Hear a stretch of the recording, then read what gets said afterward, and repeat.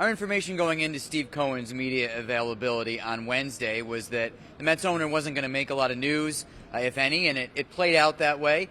Cohen was accountable to Met fans who wanted to hear from him by sitting out there in front of the press and taking questions, but he basically reiterated a lot of things that we have known about the team, in some cases for several years. Cohen's still looking for a team president / CEO type to replace Sandy Alderson. He's looking for a president of baseball operations. To be clear, as has always been the case, Billy Eppler, the current general manager, will be a significant part of the baseball operations mix going forward. He and Cohen have a terrific personal chemistry. Cohen's come to like and trust Eppler, and Eppler will be involved in a collaborative process to identify that president of baseball operations. Could that get a little tricky because that's technically Eppler's boss?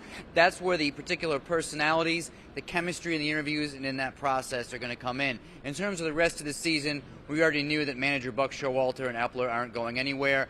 The most interesting takeaway to me as a reporter covering this team was probably Cohen's open admission that if the team doesn't play well in the very near future, he's going to have to think about being a trade deadline seller. That could go a lot of different directions, from veterans like Tommy Pham and Starling Marte to bigger stars like Max Scherzer, Justin Verlander, and even Pete Alonso. So that puts an excellent emphasis on the next few days and weeks in terms of what the short and long-term future of the Mets on the field are going to look like. In terms of how the Mets in the front office are going to look like, that's more settled with Eppler already there than it may seem.